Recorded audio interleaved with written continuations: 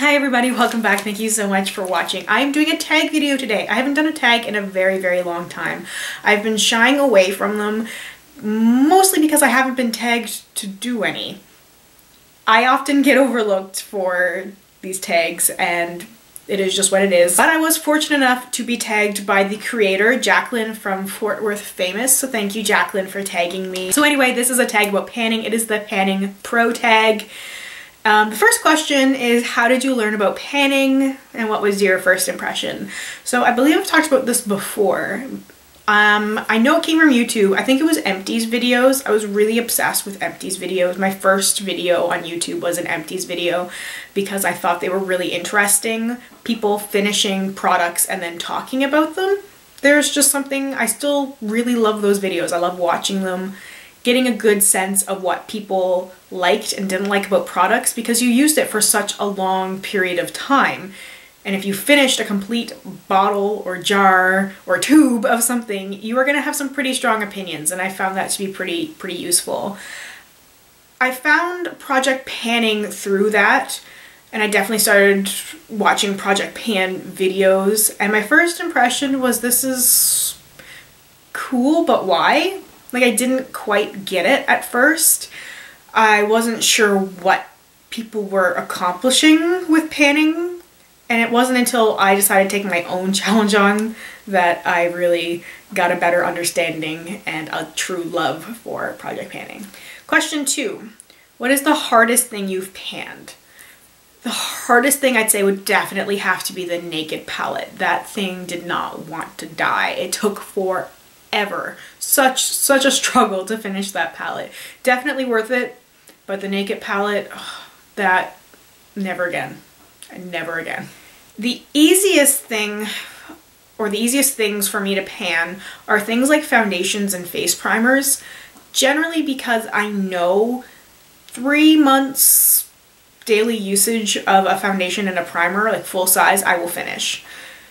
So just because I know that concretely just from when I had so little foundations and I was using them, and that's how long it was taking. So cream products like that definitely are a lot easier than powders, but foundations specifically. 3, have you attempted a pan that palette? Why or why not? Well, I did just talk about my Naked palette. I did pan that palette. I did officially call it a pan that palette. It's funny because I actually found out about the pan that palette challenge because I decided to throw my Naked palette into one of my first project pans, and I had people commenting on my video saying, hey, did you know that this separate challenge exists? And I remember watching people who were actually panning the Naked palette at the time and going, oh my god, these people are crazy.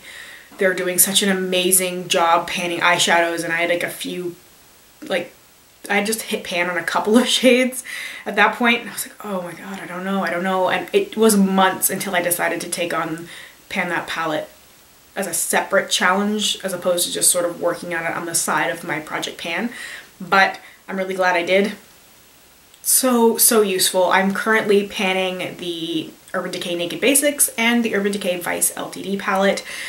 For those of you who don't know, I've got a lot of those videos and a lot of those updates on my channel. 4, has panning affected your makeup buying habits? If so, how? Well, definitely. I definitely make smarter choices now.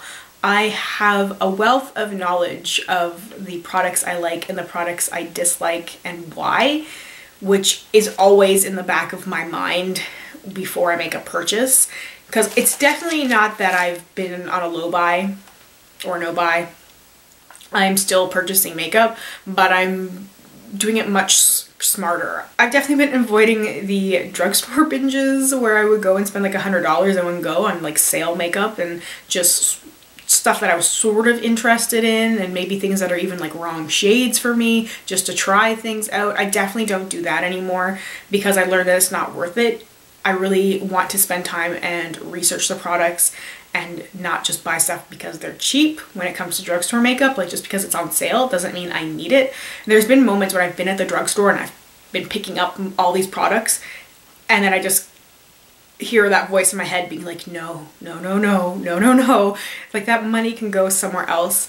And you know, it's not about quantity but quality, which is something that I had a really hard time wrapping my head around because I thought like more makeup was better. and it's not true at all. I would rather have a smaller curated collection of things that are well loved and well used regardless of the price. I also just think too, before I buy something, if it's something I'm going to be able to use a lot now. There's a lot of foundations that I want to try, a lot of things that I want to buy. I want to start getting more foundations that are better matched for my skin tone, because I'm still dealing with a lot of ones that are like drugstore and things that are just not, you know, not the right tone for me. They're a little bit too yellow, a little bit too warm, but I want to use those up as much as I can before I go buy new things. So before I make a purchase of a new foundation, I think, okay, you've got 10 foundations you want to get through first. This one you might use a handful of times, but then you're gonna have to put it aside till you focus on these other things. So with that going through my head, it's definitely been very helpful, and that's all because of panning. Question 5, what do you plan to pan next? Well, I don't have any plans for extra panning projects right now. I am doing a Project 20 pan roulette. I am doing a Project 100 pan with all makeup. I have a Project Use It Up. I have my finished 6 by summer. I have 2 pan that palettes. I think I'm pretty good. I think I'm pretty good right now. When I do finish my Naked Basics palette, which is probably going to be very, very soon, there's very little left. I have to do a Naked Basics palette update very soon. I'm going to pick another palette along the same size, either the Naked 2 Basics or the Pure palette, are the two that I'm leaning towards right now. They were 2 options from my finished 6 by summer, and they're not in that challenge, so I'm thinking about which one would be the better choice, which one would help me most with Vice LTD, which one I would like to use more. So another palette, another mini palette is on the horizon. Question 6, where do you get your inspiration / motivation? So there's a few places. Obviously YouTube. Motivational wise, because I film videos, it's very helpful for me, because when I'm going to use makeup products, I am thinking, if I use this one that's in my pan that palette, if I use this item that's in my Project 20 pan, I will have progress to show somebody. If I keep using it, maybe I'll finish it. Maybe I'll completely finish this eyeshadow. Maybe I'll hit pan on another one. So that's very helpful for me doing videos. I don't know how successful I would be with project panning if I wasn't doing this, simply because I'm putting myself out here on a regular basis. I am constantly having to show you guys my progress. And I feel like I wouldn't necessarily do as well if it was just me and my makeup myself. I feel like I wouldn't be held accountable, because I feel like there are some people who are following me on this journey and who want to see the progress that I'm making on various products. And so that's always in my head, and that helps me a lot. And of course, watching other people's videos is a huge inspiration. There's a lot of people doing Project Pan type videos now and challenges, projects. So it's very inspiring to watch other people and to see what products they're using and get ideas from them on how they're using products. It's amazing how much is out there on YouTube right now in regards to project panning. I'm also a texty kind of person, so I really like Reddit. And there is a sub on Reddit called Makeup Rehab, which I found a little while ago and was kind of stalking it for a while. And then I finally was just like, screw this, I'm gonna join, because it was so much fun. It's a different way of communicating with people about using up makeup. And I find so many people on there are so incredibly supportive. And there's just, it's a different way of communicating. Some people just don't do very well with videos, and sometimes I know I get at a loss of what to say, and I really need to like formulate my thoughts better, and this is a really good place for me to do that and to share some of the struggles I've been having and to help other people and inspire other people as well, because people will go to this sub and they will ask questions and they will do things like talk me out of, which I love, which is, for those of you who are not familiar, is basically when someone really wants to buy something. So say they really wanted to buy, you know, the Naked palette, they would post it on the sub and say talk me out of the Naked palette, and people would go on there and talk about the negative things about that palette. So it's not encouraging people to buy it. It's not saying you should buy this because blah blah blah. It's saying, okay, you know what, this is what the palette is, this is why you don't need it, this is, you know, possible dupes. People are often also pretty forthcoming about their situation. So someone will just lay it out there, and they just need someone to kind of give them that wake up call. So they'll say, you know, I need to save money for school. I need to save money for my vacation. I need to save money for this. I need to pay my bills. I have debt, you know, or whatever. So then someone goes, hey, listen, you just said you have debt. You don't need to buy a $60 eyeshadow palette. Or someone will say, I've got 20 eyeshadow palettes, but I really want this one. And someone will go, okay, think about that. Think about that. Do you really need it if you have these other ones? And just talking about it in a really calm, civil manner. There's always the people who aren't so calm and civil. You're going to encounter that everywhere. But the majority of people on there are fantastic. And it's a really smart group of people. And I really like being involved in that community as well. And then there's Instagram, which I really like for posting those spur of the moment pans. I just hit pan on something I was using. I can take a picture of it. I can share it. It's that immediate connection with people. You know, you use like the right hashtags. I love the pan porn hashtag, hitting pan.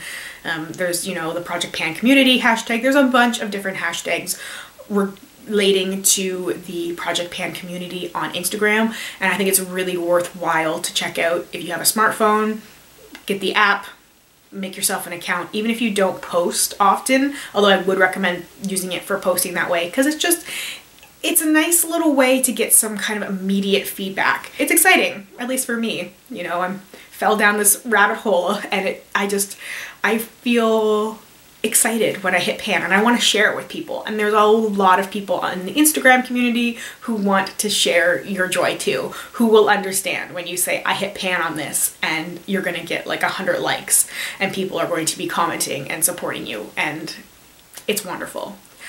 I also get inspiration and motivation from blogs. I do some Project Pan searching through Google. You'll find blogs. A lot of blogs, unfortunately, that I find, or at least the way they come up through Google, are not recent, not updated. You'll come across Project Pans from like 3 or 4 years ago. It still can be useful though to go back and see, because generally at this point, the people finished their Project Pan, or one way or another, whether they were successful or not. So you can kind of go through and see where someone started like at the beginning of 2012, and then what happened at the end of 2012, if they ended up going completely off the rails and gave up on the project and, like, you know, bought 2,000 new things, or if they really did learn a lot along the way, and it can really help you. So blogs are really helpful as well. So question 7 is, what is your favorite thing about the panning community? Definitely the support, as I think a lot of people have mentioned who have done this tag. There is an overwhelming amount of support from people. There are people who take the time to wish you good luck, just to motivate you, to say that you can do it, that you can finish those products. There are people who will answer your questions, who will give you advice, give you things to think about, give you helpful feedback. I've had people give me some tips and tricks that have completely changed the way that I've used makeup, or even just used different products. People are really, really sweet. I've had a lot of really nice comments about the way I've done my makeup, which makes me feel good and makes me, you know, want to take that extra time to work on my makeup and try different things out. So I have something to show you guys. It's a very good group, and the majority of people are very supportive and very sweet and very helpful. Question 8, if you're currently panning, what one item is giving you the most trouble? The Vice LTD is definitely giving me the most trouble right now. The neutral shades, because I don't like the neutral boring eye looks. I mean, they're not always boring, but I can't get out of color. Like, anytime I would just do like a basic eye, all of a sudden I find myself like, oh, I'll just add a little bit of pink. Oh wait, I'll just add a little bit of color. And next thing I know, I'm rocking like a full rainbow eye, when it was just like, you know, 2 brown eyeshadows on my lid. It's been happening, and so that's been a challenge for me for using those neutral shades in the Vice LTD without bringing in color. I mean, it's not a bad thing necessarily. I was still using the shadows. Question 9, how long do you plan to Project Pan? Do you see yourself stopping? I don't see myself stopping, at least not anytime soon. I definitely see myself taking breaks, rotating through different projects. So as opposed to constantly doing huge, massive projects all the time, I definitely see myself doing smaller things. Potentially next year, I will focus on doing some smaller projects. It's all going to depend on how this year goes. and how I can keep my motivation going in terms of using products up. But I have such a large makeup collection and I love makeup so much that I don't ever see myself completely stopping project panning. I can see if I ever get to the point where my collection is small enough, doing makeup baskets and then doing small project pans, like maybe sticking with seasonal challenges or maybe doing like an all brand project pan, like a 5 pan or something. I definitely see myself doing that, but I don't see myself stopping for sure. And the last question is, would you recommend panning to others? And I say definitely, 100% definitely. It's very, very useful for learning about your makeup preferences and the things, the formulas you like, the colors you like, what works and what doesn't work. Just because you like something doesn't mean it's going to work for you. Now, there are no rules in makeup, but there are some things that just, they don't work because of your skin type. And I've definitely encountered those things that I thought I was going to love, or things that I did love at one point, but then my skin changed. Like, there's all of that goes on. I definitely love makeup more now than I ever have before, and that has a lot to do with knowing what products work well for me, what products I like. I'm having a lot more fun with my makeup, and that is all because of panning. So I'd say it's very, very useful, and anyone who is curious and on the fence about doing a project pan or a pan that palette, I strongly, strongly recommend you give it a try. So that is everything for this tag. I hope you guys enjoyed this. I know it was probably a little bit rambly. I don't do videos like this very often. So let me know if you are also a project panner and where I can find you, and definitely make sure to let me know if you have done this tag so I can go watch your video. Thank you guys so much for taking the time to watch my video today. I really, truly appreciate it, and I will see you very soon in my next one. Bye.